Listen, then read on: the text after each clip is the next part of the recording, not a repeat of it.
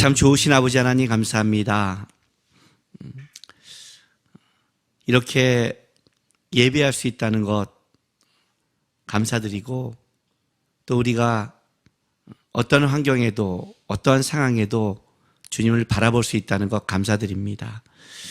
오늘도 말씀을 듣고 예배하면서 하나님, 우리 속에 일하시는 하나님의 뜻을 깨닫게 하셔서 삶에 조금이라도 하나하나 주님을 닮아가고 잘할 수 있는 시간 되게 도와주시옵소서. 이 시간 주께 또 의탁하며 예수님의 이름으로 감사하며 기도했습니다. 아멘. 하나님의 말씀 보겠습니다. 창세기 14장 1절부터 16절까지 제가 쭉 하나님의 말씀 봉독하겠습니다. 당시의 신할 왕 아므라벨과 엘라사 왕 아리옥과 엘람 왕 그돌라오멜과 고임 왕 디다리, 소돔 왕 베라와 고모라 왕 비르사와 아드마 왕 시납과 스보임 왕 세베벨과 벨라 왕 벨라 곧 소아랑과 싸우니라. 이들이 다 시팀 골짜기 곧 지금의 여매에 모였더라.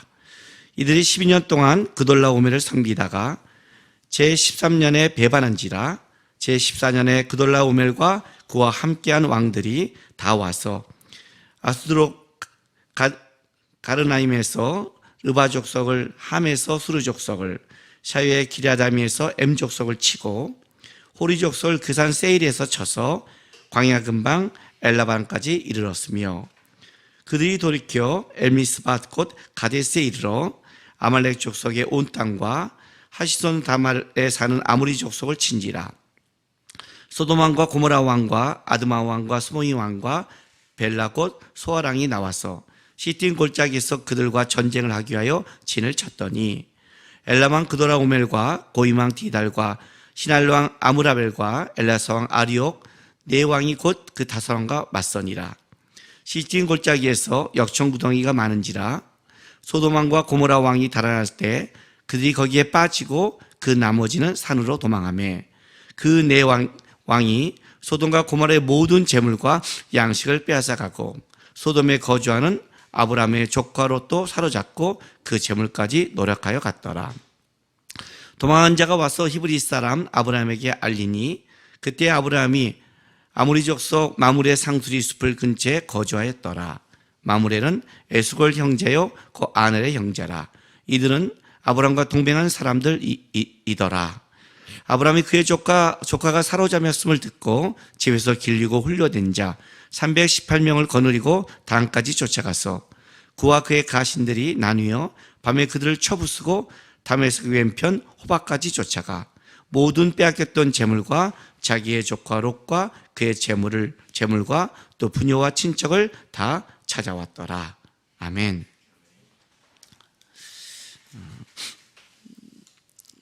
성경을 이제 읽다 보면 어떤 때는 여러분이 굉장히 이제 은혜가 되는 말씀이 있고, 또 어떤 때는 이렇게 두려운 말씀도 있죠. 그리고 또 은혜가 되는 말씀은 이렇게 줄쳐놨다가 또 내가 힘들고 어려울 때 이렇게 다가오기도 하고, 또 고민하고 있는 말씀들은 또 체크했다가 나중에 알기도 하고, 우리가 이제 하나님의 말씀을 이렇게 봅니다. 근데 저는 이제 이 말씀을, 하나님의 말씀을 쭉 읽어갈 때 그 계시록 22장에 가서 이제 제일 마지막, 성경의 맨 마지막 장이죠. 그 장을 읽을 때 저는 굉장히 감격한 것과 굉장히 두려운 것이 이제 계시록 22장 끝에 이렇게 있습니다.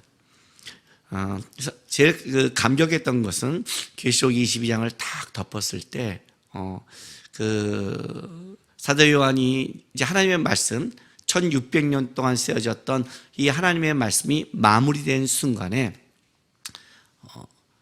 주여 어서 오시옵소서 하고 이 고백한 게 저에게는 굉장히 큰 감동이었습니다. 그 마지막 그 하나님을 그 다시 만날 것을 소망하며 그 사도 요한의 그 고백, 단순하게 그 요한의 고백이 아니라 우리가 주의 말씀을 따라가는 모든 자의 마지막 고백 같은 거죠. 주여 어서 오시옵소서. 그러니까 주님을 만날 날을 대망하는 것. 그게 저에게는 이제 굉장한 큰 그 말씀을 덮을 때 감격이었습니다. 그러나 이제 그 감격적인 것도 있지만 그 바로 앞에 말씀을 내가 살아갈 때마다 이 말씀이 잊혀지지 않고 저한테 경고가 되는 말씀이 있어요. 그 말씀이 뭐냐면 요한계시록 22장 맨 끝을 보면 10절에서 12절까지 제가 읽어줄게요. 또 내가 말하되 이 두루마리의 예언의 말씀을 임봉하지 말라. 때가 가까우니라. 불의를 행하는 자는 그대로 불의를 행하고 더러운 자는 그대로 더럽고 의로운 자는 그대로 의를 행하고 거룩한 자는 그대로 거룩하게 하라. 보라 내가 속히 오리니 내가 줄 상이 내게 있어 각 사람에게 그가 행한 대로 갚아주리라. 이 말씀인데 여기 우리가 본 11절 말씀, 불의를 행하는 자는 그대로 불의를 행하고 더러운 자는 그대로 더럽고 의로운 자는 그대로 의를 행하고 거룩한 자는 그대로 거룩하게 하라. 저는 이 말씀이 굉장히 어떤 걸 결정하고 해야 할 때마다 제 안에 이게 잊혀지지 않아요. 뭐가 두렵냐면 불의한 자는 회개를 해야 되잖아요. 그죠? 그러니까 돌아서야 되잖아요. 성경이 우리에게 항상 돌아서라, 회개하라 이 말씀을 외치고 있는데 마지막 때가 갔을 때 요한계시록은 특별히 마지막 때의 말씀이란 말이에요. 마지막 때. 근데 그 마지막 때 그 신앙의 현상 중에 뭐가 나타나냐면 불의한 자가 돌아서지 못하는, 그대로 불의하는, 불법을 낸 자가 불법을 행하고 의로운 자가는 계속 의를 행하고, 그대로란 이 말이 굉장히 저한테 경고의 말씀이 돼요. 그 무슨 말이냐면 내가 어떤 것을 결정할 때 그것이 단순한 결정이 아니라 내가 그 삶을 내가 잘못 살아가기 시작하면 어느 날 나도 모르게 돌아서기 어려운, 그대로 행할 수밖에 없는 그런 인생이 될까 봐 굉장히 두려운 거예요. 그래서 어떤 걸 결정할 때 그냥 쉽게 야, 대충 넘어갔지 이래도 돼 이렇게 못하겠어요. 근데 왜 그러냐면 이 말씀뿐만 아니라 제가 살아온 인생과 시대가 가는 삶을 봐도 우리 사람이 쉽게 돌이키기가 진짜 어려워요. 진짜 어려워요. 우리가 신학교 다닐 때 이런 말을 해요.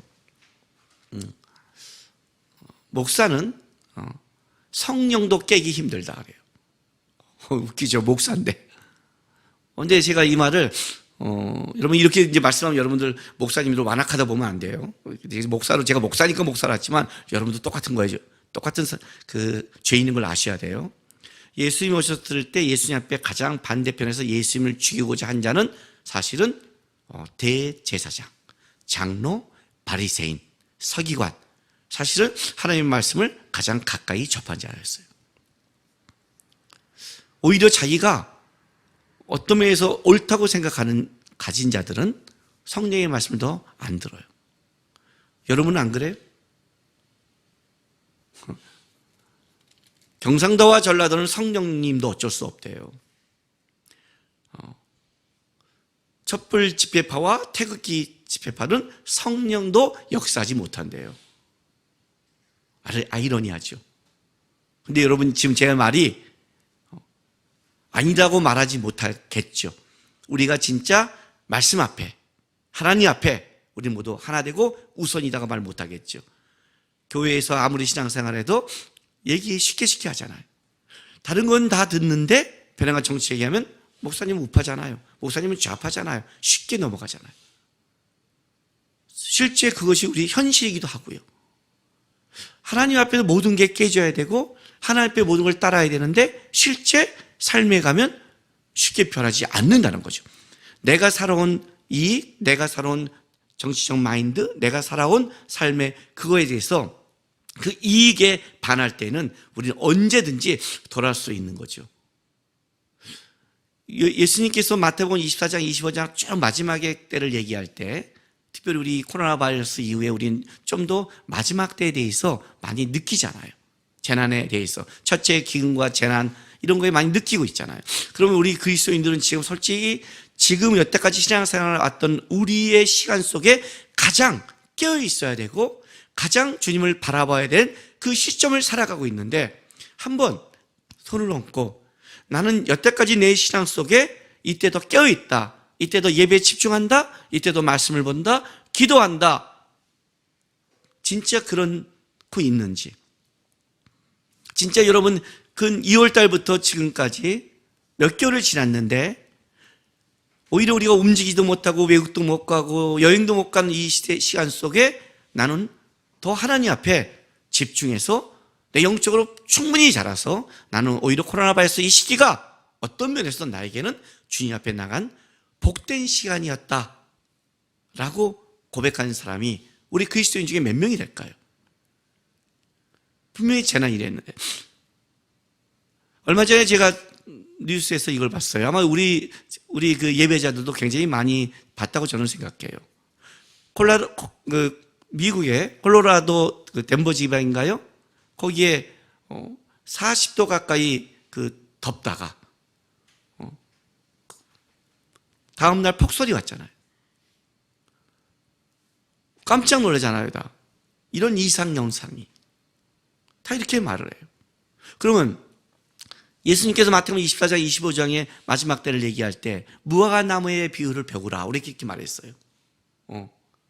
잎사귀가 무성하며 열매를 맺듯이 하나님의 그 시절의 운행을 보고 너희는 깨어있어라 이렇게 말하거든요. 때가 가까움을 깨어있어라 이렇게 말씀했거든요.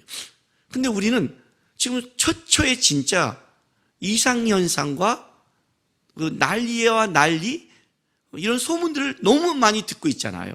너무 많이 듣고 있잖아요. 우리나라 이번에 태풍도 얼마나 세졌어요. 왜? 온난화 현상 때문에. 앞으로 더 할 거라잖아요. 그러니까 이제 처처의 기근과 재난의 소리를 듣고 있는데 그러면 태풍이 더 세진 만큼 이상현상이 더 많아진 만큼 이런 기근과 난리가 소문이 많은 만큼 우리는 더 하나님 앞에 그만큼 나갔고 그만큼 깨어있고 그만큼 말씀 보고 그만큼 나가고 있나요? 잘했을까요? 말로는 다 가까운 것 같아. 또 주님 나라에 이러다 우리 때 주님 오시는 거 아니야? 말로는 다 그렇게 해요. 그런데 진짜 그러나요? 삶이 쉽게 안 바뀌거든요. 불의한 자는 그대로 불의하고 의로운 자는 그대로 의롭고 더러운 자는 그대로 더럽고 깨끗한 자는 그대로 깨끗하다는 거예요. 내가 살아가는 삶을 못 바꾸는 거예요, 희한하게. 왜요? 이게 가장 큰 신앙의 문제죠. 사실 신앙의 문제는요, 우리가 실수한다, 잘못한다, 넘어진다가 문제가 아니에요. 왜 아닌 줄 아세요? 우리는 연약한 자이기 때문에 처음부터 완벽할 수 없어요. 마치 아이가 태어나서 자라면서 그 아이가 실수하고 아장아장 걷다가 넘어지고 어떤 일을 잘 처리 못하고 그때 우리가 1살, 2살, 3살, 4살, 5살 자라는 아이한테 그 못하는 실수를 너 문제 있어, 문제아야라고 보지 않아요. 왜? 어린아이니까. 근데 걔는 자라가는 거 있어요. 자라가고 있어요. 근데 걔가 완전히 자랐을 때도 그렇다면 그건 다른 거죠. 그건 배워가는 게 아니라 삶이죠. 마찬가지로 우리도 신앙이 실수하고 잘못하고 어린아이처럼 가는 거는 그건 당연히 겪는 거예요. 그러면서 하나님 앞에 잘하고 배워가는 거니까. 우리가 어떤 걸 실수한다, 잘못한다, 그 문제는 실제는 하나님도 그 문제에 대해서 우리를 책망하지 않아요. 그러니까 아브라함의 믿음의 역사를 보면 흉년이라서 애굽에 내려간 걸 하나님 책망하지 않아요. 나중에 믿음이 자랐을 때 하갈을 통해 육신의 씨를 가질 때는 얘기가 좀 달라요. 그러니까 하나님도 그 신앙과 수준에 맞게 얘기하시지 우리 그 자라는데 그 연약함에 대해서 그걸 책망하지 않아요. 근데 뭐가 문제인 줄 아세요? 부족한 사람이 깨닫고 잘하면 돼요. 잘못하면 돌아서면 돼요. 그죠? 방향을 다시 맞추면 돼요. 내가 거짓말했다가 느끼면 거짓말 안 하면 돼요. 돌이키면 된단 말이에요. 근데 뭐가 문제냐? 돌이키지 못하는 건 진짜 화고 저주죠. 불의한 자가 회개했다, 복이죠. 더러운 자가 깨끗해졌다, 복이죠. 근데 더러운 자가 그대로 더럽대요. 불의한 자가 그대로 불의하대요. 이게 문제예요. 그대로가 문제예요. 삶을 돌이키지 못하는 것. 왜? 그만큼 그 삶이 그 안에 뿌리 박혔고 중독된 거거든요. 그 신앙의 싸움은 바로 돌이키는 싸움이에요. 오늘 이제 이 읽은 이 창세기 14장 1절부터 16절은 소돔과 고모라, 롯이 이제 아브라함이 말을 하지요. 너가 우하면 내가 좌하고 너가 좌하면 내가 우하리라. 우리는 한 친족이니 다투지 말자.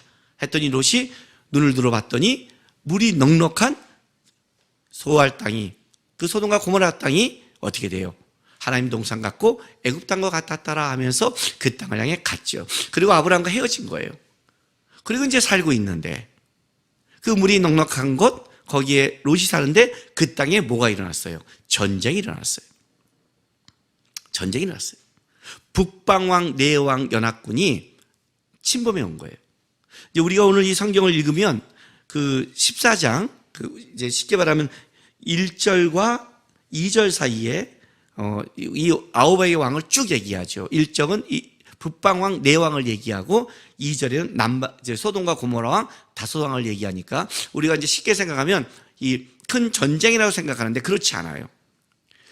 여기 그 당시의 신할 왕, 이 신할 땅은요 구 바벨론을 상징해요. 굉장히 바벨론 그러면 어떤 느낌이 오는지 아시죠? 특별히 여기 엘라망 그돌라오멜은 북방의 맹주예요. 북방의 맹주예요. 그래서 여기 보면 전쟁한 이유가 이렇게 나와요. 그 4절 5절에 이들이 12년 동안 그돌라오멜을 섬기다가 제13년에 배반한지라. 그죠? 배반했어요. 배반하다, 모반하다, 반란을 일으키다. 충성을 거부하다. 그러니까 조공을 바쳤죠. 맹주로 조공을 바치다가 이때 거절했어요. 그래서 제14년에 그돌라오멜과 그와 함께한 왕들, 연합군이 쭉 내려와요. 내려오는데 소돔과 고모라하고 곧장 싸워야 되는데 성경을 보면 그 5절 후반부부터 7절까지 뭐가 나오냐면 소돔과 고모라의 전쟁이 아니라 그 주변 호리 족속, 다른 아모리 족속, 주변 족속을 먼저 치고 내려오는 거예요. 그리고 나서 뒤에 소돔과 고모라와 전쟁을 하는데 너무 웃긴 게 뭐냐면 전쟁의 결과가 너무 쉽게 끝나요. 10절에 보면 시팀 골짜기에 역청구덩이에 만자 소돔 왕과 고모라 왕이 달아날 때 그들이 거기에 빠지고 나머지는 산으로 도망가며 해서 그냥 전쟁을 한 것 같지도 않게 무너져 버렸어요. 이게 무슨 말이냐면 사실 이건 전쟁이 안 되는 거예요.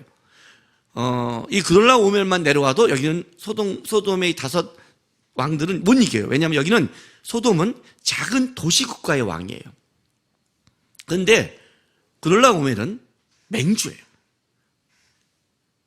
그러니까 이 한 것만 해도 게임이 안 되는 거예요. 어떻게 설명하면 이게 쉬울까요? 이렇게 설명할까요? 미국과 중국과 러시아와 일본은 껴주고 싶지 않으니까 유럽 이 네 연맹과 방글라데시 그 주변에 있는 조그만 나라들 묶어서 네팔 전쟁했다고 쳐봐요. 이길 수 있겠어요? 네팔, 방글라데시 거기 묶여봤자 한 나라도 감당하지 못하지 않아요. 그런 싸움이란 거죠. 아마 아브라함이 큰 흉년으로 말미암아 애굽에 내려갔잖아요. 그리고 다시 나왔잖아요. 그러면 그 기근이 된 그 나라 속에 굉장히 어려웠고 또 여러 가지 정황 속에 이 다섯 도시만 반란을 일으킨 게 아니라 이 다섯 도시뿐만 아니라 그 주변이 흔들리고 있는 거예요. 그래서 그돌라오멜이 이번 기회에 남쪽을 평정하기 위해 연합을 해서 강한 나라끼리 연합을 해서 주변부터 싹 쓸어오기 시작하는 거예요. 그러니까 이건 굉장한 싸움이에요. 감당하지 못한 거예요, 여러분. 다 쓸어버린 거예요, 그냥. 그래서 내려오면서 주변 나라들 다 평정하고 또 소돔과 고모라 땅을 이제 마지막으로 평정하는 거죠. 여러 가지 전략적인 게 있어요. 다른 나라들도 완전히 항복시키고 소돔과 고모라를 그냥 왔다가 또 옆에 있는 애들이 치면 안 되니까 먼저 주변을 완전히 안정시키는 여러 가지 전략에 의해서 쭉 다 그냥 파죽지세로 내려오고 있는 거예요. 그냥 내려와서 소돔과 고모라의 싸움도 간단하게 끝내버렸어요. 아주 간단하게 끝났어요. 근데 이걸 보면 하나 분명한 사실을 하나 배우게 됐죠. 물이 많으면 안전한 건가? 롯은 지금 자기가 선택을 할 때 어디를 선택했냐면 그 롯의 선택의 조건이 물이 넉넉한 곳이에요. 그 물이 넉넉함을 어디서 배웠냐면 애굽에서 배웠어요. 광야에 물을 쫓는 그 삶보다는 애굽에 물이 있는 안정된 삶이 훨씬 더 세상을 살아가는 데 편하다는 걸 배우고 나와서 거기를 선택한 거죠. 그러니까 똑같이 애굽에 나왔을 때 아브라함은 하나님의 은혜와 도움을 배워서 어떤 장소에 가느냐가 중요한 게 아니라 누구와 함께 있냐가 중요한 걸 배웠다면 롯은 물이 넉넉함을 배운 거예요. 그거 같죠. 아마 광야에 산 아브라함보다 롯이 훨씬 더 세상적으로는 평안하게 살았을 거예요. 아브라함처럼 물을 찾아 떠다니지도 않았고 풀을 찾아 그 양과 그 소를 몰아가지도 않는 그 물이 넉넉한 그 땅에 어떻게 돼요? 안주하고 편했을 거예요. 그런데 지금 성경이 뭐라고 말하냐면 거기가 전쟁이에요. 이런 거죠. 과연 롯이 있는 곳이 안전한 곳인가? 물이 있으면 안전한 것인가? 다른 말로 할까요? 돈이 있으면 안전한 것인가? 코로나 바이러스가 잠잠해지면 안전한 것인가? 태풍이 안 오면 안전한 것인가? 과연 세상이 우리에게 어떤 안정을 줄 수 있는가요? 그 롯이 볼 때 동서남북 사방을 바라보면서 자기가 가장 안전하다고 생각하는 그곳에 갔는데 거기가 과연 안전한 것인가? 물은 있지만 물이 있으니 어떻게 돼요? 물을 찾는 이가 있겠죠. 조공을 바치는 자가 있겠죠. 또 다른 싸움이 있죠. 또 다른 전쟁이 있죠. 그 얘기를 하고 있는 거예요. 어디에 안전한 게 있는 것인가? 과연 세상이 보호해 줄 수 있나? 우리 예수님의 비유 중에 이게 나오죠. 한 부자 이야기. 창고를 많이 쌓아놓고 걷다가 넣은 다음에 이렇게 말하잖아요. 아, 이제 넉넉하니 내가 평생 즐기면 되겠구나. 네 어리석은 부자야, 오늘 밤에 너의 생명을 취한다면 그게 누구 것이 되겠느냐? 과연 통장에 돈을 넣고 집을 사고 나는 이제 죽을 때까지 먹고 살 것이 있어라고 말하는 내 안목과 넉넉함을 가지고 있으면 과연 그것이 보장을 해주는 것인가? 그 얘기를 지금 하고 있는 거예요.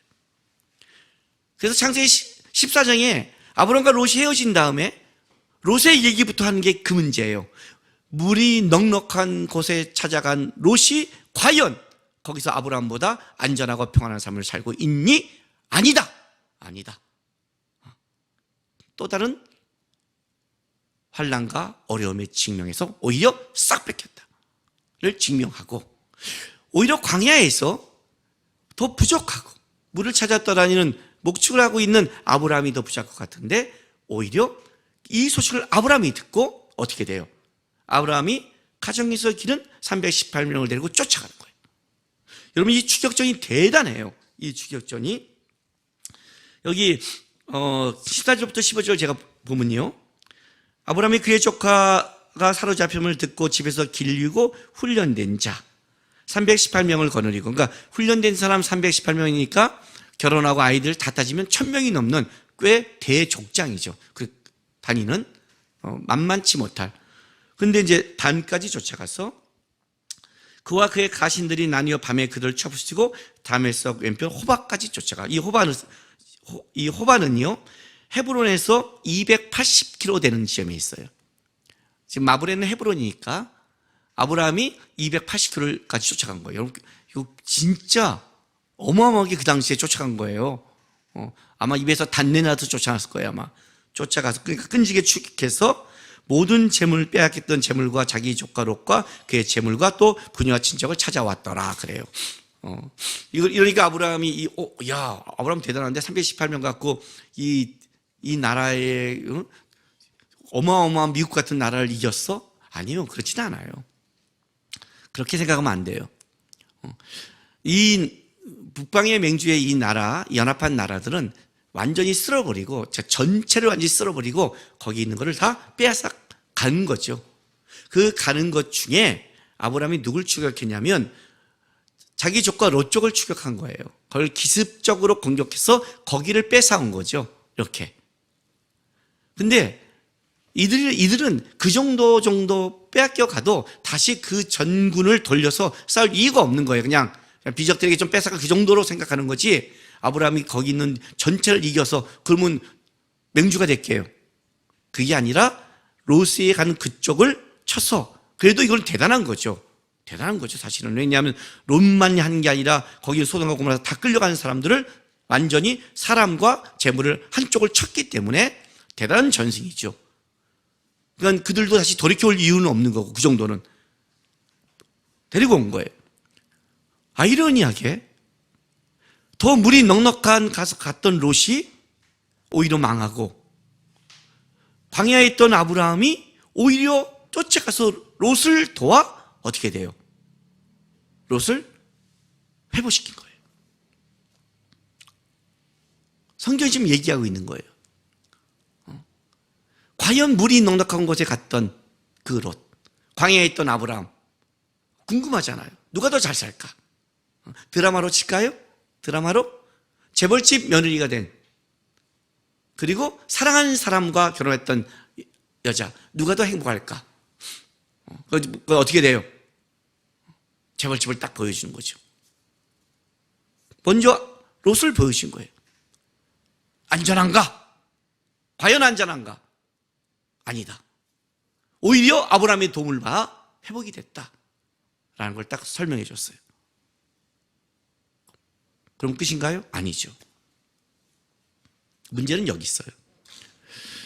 여러분, 오늘 여기 본문에 14장 3절에 이런 말이 나와요. 봐요. 이들이 다 시딤 골짜기 곧 지금의 염에 모였더라 라고 말해요. 이들이 시딤 골짜기 곧 지금의 염에 모였더라. 그러니까 지금은 염해라고 부르는 거죠. 이 지금이 어디예요?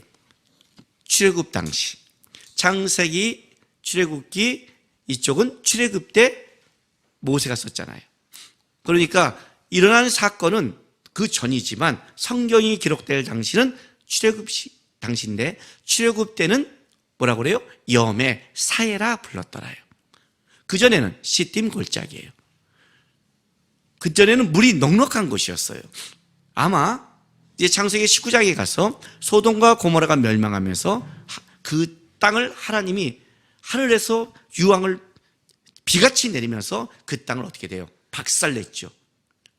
그냥 그것만 내린 게 아니라 소돔과 고모라 자체를 완전히 흔들어 버렸단 말이에요. 그때 여기에 뭐가 돼요? 그 물이 많고 넉넉한 이 땅이 뭐가 되죠? 죽음의 바다가 지각 변동이 됐겠죠. 이때 바뀌었겠죠. 이때 사이에 그 소금 바다가 물이 넉넉해서 롯이 보고 간 건 아니거든요. 곧 지금은 염해예요. 그러니까 그곳을 때려버린 거예요. 성경의 이 시딤 골짜기는 이때밖에 표현이 안 되고 있어요. 그러니까 그때는 아브라함 때는 물이 넉넉한 곳이, 그래서 많은 사람이 모여서 죄를 짓고 향락을 했던 여호와의 동산 같고 애국 땅 같은, 애국 땅과 비교되고 롯이 보기에 하나님의 동산 같다고 생각하는, 그렇게 물이 많고 그렇게 넉넉한 그 땅이 죽음의 바다로 바뀌는, 죽음의 상징이 됐으니까 소돔과 고모라는 때려버린 거예요. 그냥 때려버린 거예요. 그래서 제가 성지순례 가다 이게 사해를 지나가는데 가이드가 이제 저쪽을 보면서 저게 뭐냐 그러니까 보니까 어떤 이렇게 기둥이 있어요. 저게 롯의 아내가 뒤돌아보아서 된 소금 기둥이다라고 말해줘요. 실제 롯의 아내는 아니겠죠. 어떤 이야기에서 이제 그게 어떻게 진짜 솟아난 게 언덕 위에 있으니까 그렇게 말하는 거예요. 그만큼 여기는 죽음의 바다가 된 거예요. 지금은 물이 많죠. 만약 이때 롯이 아브라함을 따라 나왔으면 어떻게 했을까요? 만약 이때 아브라함이 애굽에 내려가서, 애굽이 물은 많고 넉넉하지만 거기서 영적인 이질감을 느끼고 나와서 내가 애굽에 내려가야 사는 게 아니라 하나님이 보호해야 사는구나, 누구와 함께 사는 것을 아브라함이 배워서 아브라함이 롯에게 너가 자면 내가 우하고 너가 우하면 내가 자리라는 믿음이 자랐듯이, 롯이 만약에 이때 소돔과 고모라에 물이 넉넉히 갔는데 모든 걸 빼앗기고 나서 안전하지 않구나, 물이 있다고 보장해 주지 않는구나, 오히려 내가 그렇게 천박하게 여기는 광야에 있는 아브라함이 더 안전하고 나를 도와줄 힘이 있구나를 걸 깨달아서 아브라함을 따라 이때 소돔과 고모라를 나왔다면 롯은 어떻게 됐을까요? 어떻게 버렸을까요? 근데 불행히도 롯은 남았다는 거예요. 불의한 자는 그대로 불의하고 더러운 자는 그대로 더럽고, 저는 이 말씀이 그래서 무서운 거예요. 나와야 되잖아요. 이때 나왔으면 롯은 어떤 은혜를 입었냐면 아브라함과 같이 하나님의 믿음의 길을 가는 그 놀라움을 증명받았었고, 아브라함뿐만 아니라 롯의 길에도 하나님의 역사하시는, 아브라함과 롯이라는 그 하나님이 일하시고 역사하시는 현장 속에 롯이 있었을 텐데, 롯은 그때 여전히 아브라함의 도움을 받지만 아브라함이 광야로 가는 것을 그냥 놔두고 남았어요. 왜? 아직 물이 넉넉하니까. 물이 넉넉하니까. 이게 어떤 일을 벌어졌느냐? 창세기 19장 소돔과 고모라의 멸망 가운데 롯은 저주받은 족속을 낳잖아요. 그 딸들이 롯에게 술 먹여서 성폭행을 하고, 암몬과 모압이라는 신명기에 말하면 여호와의 총회에 영원히 들어오지 못한다는 족속을 만들어 내버렸잖아요. 자기 딸, 자기뿐만 아니라 자기 아내는 뒤돌아보고 소금기둥이 되고, 롯의 아내는 그때도 세상을 못 버린 거예요. 이때 결단하고 나와야 되는데, 하나님이 준 기회였는데, 하나님이 준 중요한 기회였거든요. 이때가 안전하지 않다.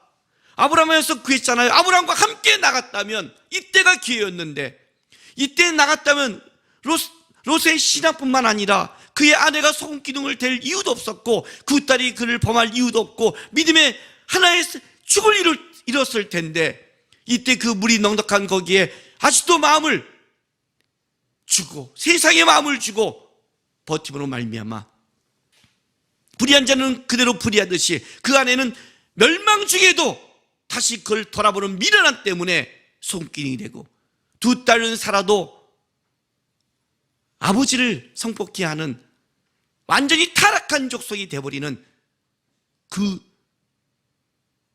시작점은 물이 넉넉한 곳을 가는 거기서부터 시작됐지만, 여기에 바로 하나님이 마지막 준 기회가 있었다는 거예요.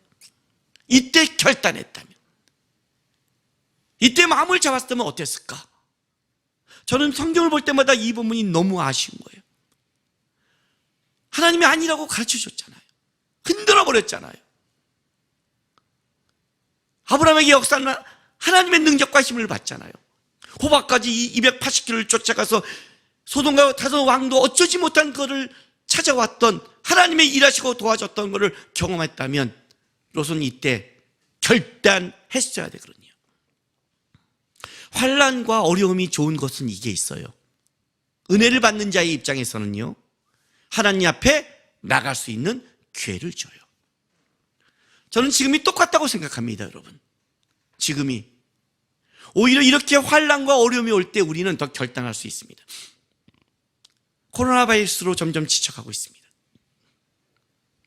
그리고 우리의 인류의 역사, 아니 우리가 살아가는 날 동안 코로나 바이러스가 마지막이 아닐 거라고 모두 생각합니다.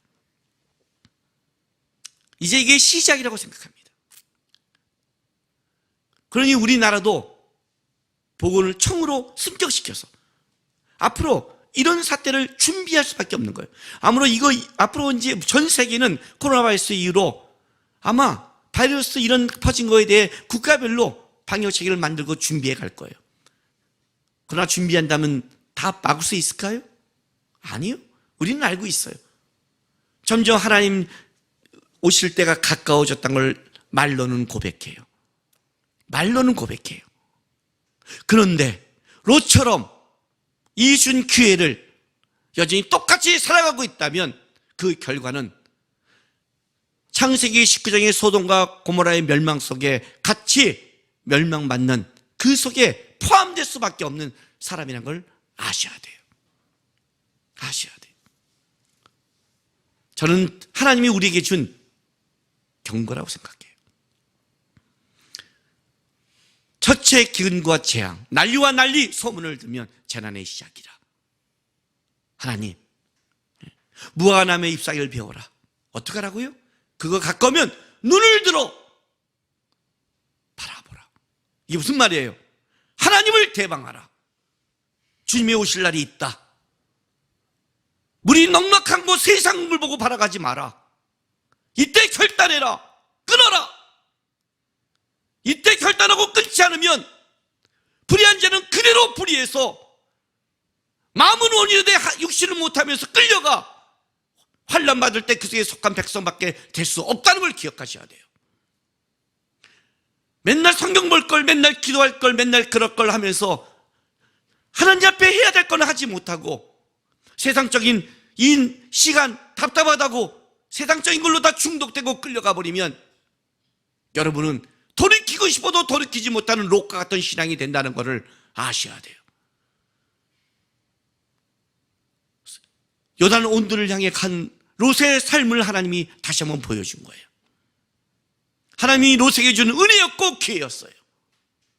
아브라함을 보내서 회복시킨 그 은혜의 기회를 날려버린 롯의 이 답답한 눈이 가려진 이 신앙이 아직도 그 넉넉한 물을 포기하지 못하고 광야에 나가는 두려움 때문에 나가지 못한 이 답답한 신앙이 그 인생을 망치게 했다는 걸 기억하세요. 여러분의 통장의 돈이, 여러분의 직업이, 여러분의 갖고 있는 세상의 물이 넉넉함이 여러분을 안정시키지 못한다는 걸 기억하세요.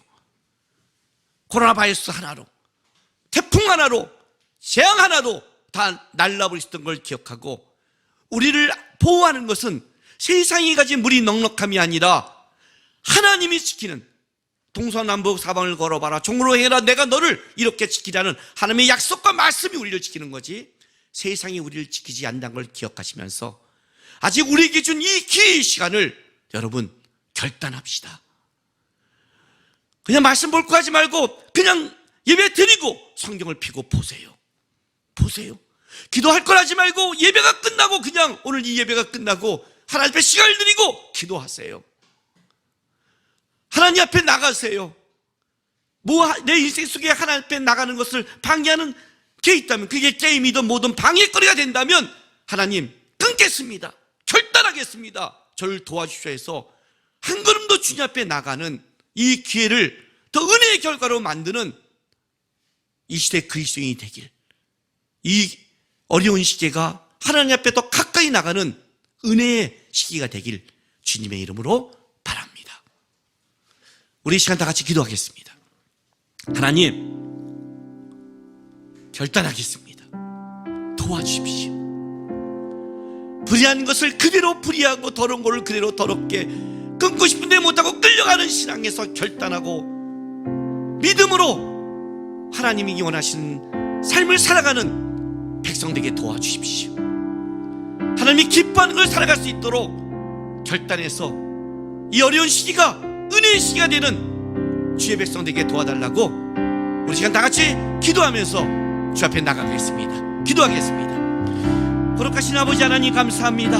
아버지 하나님 오늘도 우리에게 생명을 주시고 삶을 주시고 기회를 주셔서 감사합니다. 시대가 어렵고 힘들다고 말합니다. 그러나 아버지 하나님은 여전히 우리를 인도하시고 여전히 우리를 만드시고 끌어가고 있음을 압니다. 우리를 죽이는 것은 코로나 바이러스요 세상과 이런 재앙이 아니라